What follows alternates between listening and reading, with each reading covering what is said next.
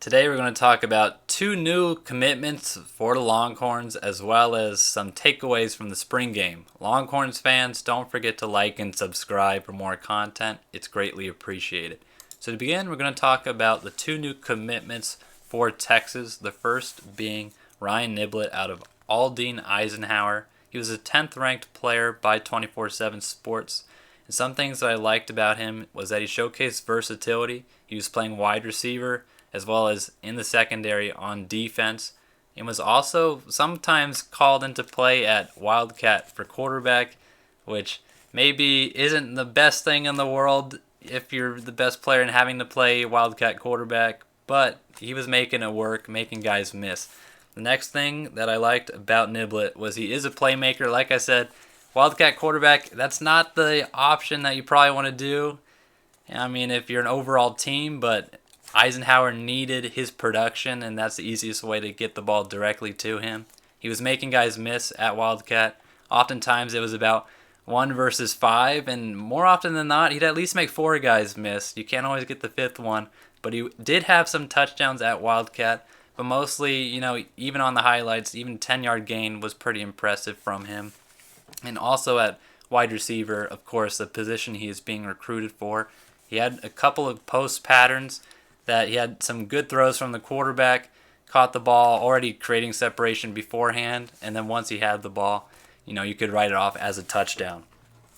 Then I also like that he contributes on special teams. Not everybody does it, but the players that do it, especially at the college level, seem to see the field a little bit earlier, and that's one way to fight for playing time. And then the last thing I talked about him is that I do like that he's running track. He has a reported time of a 4.48 40-yard dash, and in his highlights, more often than not, he showcases that, like I said, at the wide receiver position on those post patterns, he is able to stretch the field deep. He's 5'11" right now, maybe size-wise, going to be comparing to Jordan Whittington, although Whittington I think has a little bit of size on him. But if Niblett could become a big third down threat for Texas, that would be just awesome for that offense, who desperately needed help at wide receiver. I know they had some off-season acquisitions to that group, but, they're only going to be there, unfortunately, Texas fans, for maybe a year or two. Now, the next player I'm going to be talking about quickly is Tre Wisner, a 4-star running back, now out of DeSoto. Originally, he was attending Waco Connolly, but he transferred, I believe, a month or 2 ago.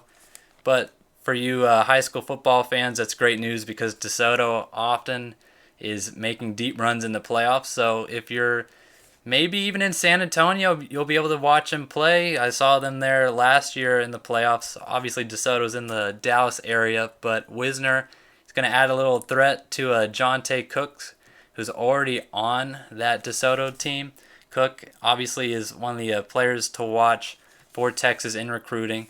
It's between maybe them, A&M, and Alabama. So 1-2 combo for the Eagles. Going to be looking pretty nice next football season. But, high school football aside, the 24/7 Sports Composite had Wisner ranked as the 36th player or best player in the state of Texas. Not too shabby. Now, the things I wrote about Wisner is that he makes good cuts out of the running back position. Honestly, I got a little bit more excited about him after watching this huddle tape than just listening to the news before. The cuts out of the running back position are, for his running back, 36 ranked in the state, overall is okay. But I think the huddle tape and, the little bit of Texas bias in the rankings, I'm here to admit it, I think he's going to shoot up those rankings a little bit. The cuts are quick. Not Jonathan Brooks-esque per se. Brooks has a little more of a smooth Madden type of cut to him, but Wisner, quick, gets the open field, has the speed to make defenses pay, and that's what he was doing often in that huddle tape that I was watching. Another thing that I liked about Wisner is he has good hands. Running backs, Texas fans know, I'm not going to mention names here, but Texas fans know in the recent years, some players that have been seeing considerable time on the field just haven't had the hands that you need at the running back position. Now, Wisner didn't have too many examples on his tape of catching the football, but he did have a couple, which leads me to indicate that he's able to do this. He had over 200 receiving yards last year as a running back, of course, and one receiving touchdown. And the other thing that I did note is he's a playmaker, of course, but also on special teams. There was one play where Connolly had a blocked field goal, I believe it was, from about the 1 yard line. And Wisner seemingly was the only player that had the heads up, knowledge to go pick up the football, and he took it the course about 108 yards, I believe it was, from the back of the end zone to the other end zone. And special teams, like I said before about Niblett, it's an easy way to see the field if you're trying your hardest and, buy some coach's confidence that way and, just get into the action. That's all you need at the college level is a little entry into the doorway of playing time before you're really able to break that open.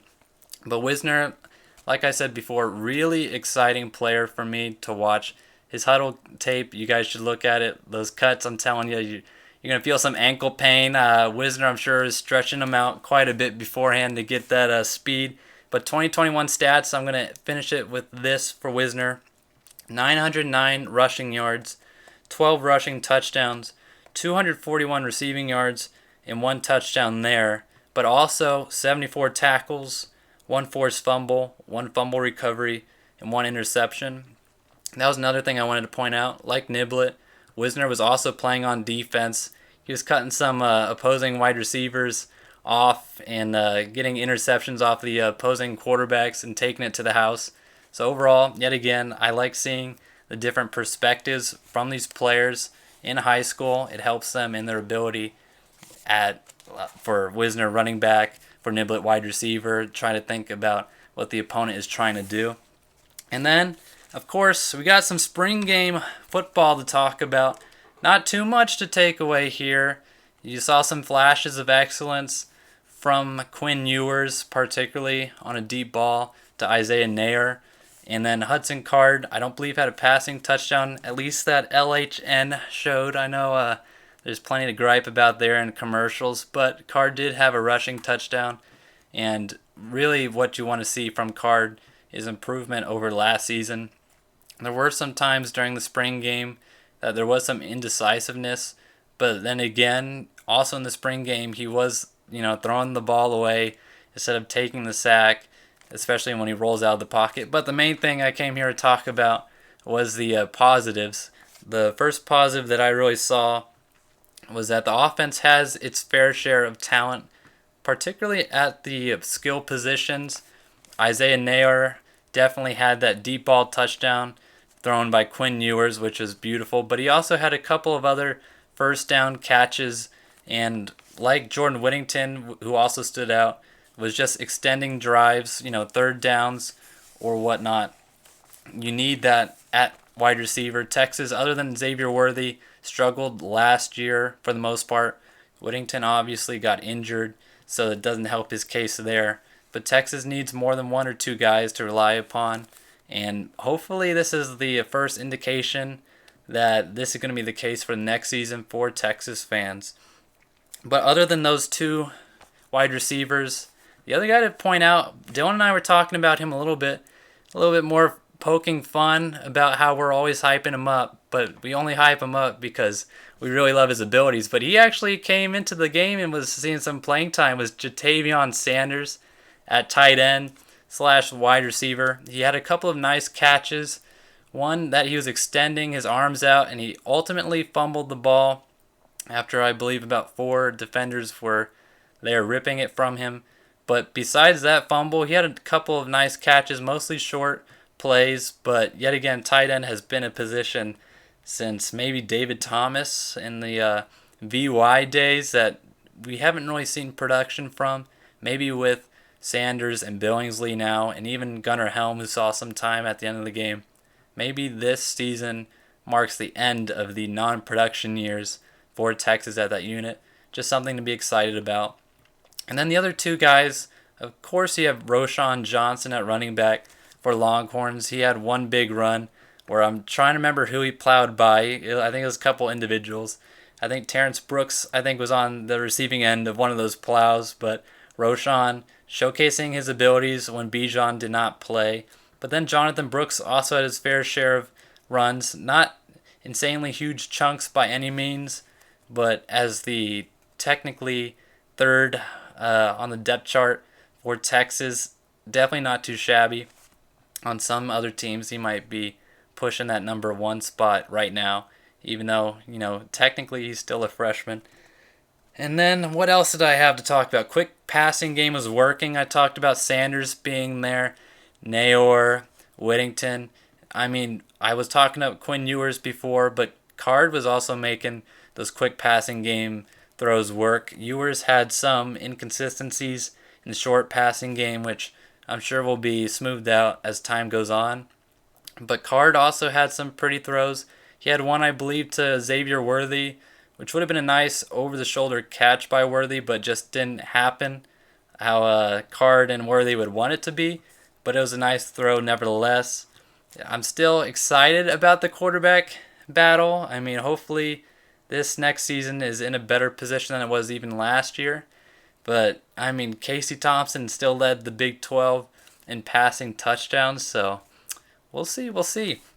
And the other thing that was more concerning for me, I know we talk about this too much and you guys are going to be griping here, but you're going to be griping because you probably also agree offensive line, it was serviceable, at least in that first unit. The backups when they got in the game, the second stringers, wasn't too pretty. Obviously, you can't sack players in a scrimmage really, as all you have to do is touch a player in the black jersey and they're down. But unfortunately for the offense, you saw quite a bit of that. Obviously, want to keep that down to a minimum. But also worth noting is that Cole Hudson is the only freshman offensive lineman that is on campus right now as an early enrollee. And Texas will be getting a couple of those big boys during their summer workouts and into the fall. That is when we should really be judging the offensive line, in my opinion, as guys like Devon Campbell and Kelvin Banks are going to be pushing for playing time there. And honestly, I think that even for me might be more exciting than the quarterback battle. See if Texas can get a future first round pick to be playing maybe their freshman season. And then the last thing, defense, it's really hard to judge during a spring game. But Maurice Blackwell, I covered a couple of his games at Arlington Martin. He was making some plays, some big hits. All I want to see out of that defensive group, especially in the spring, is energy.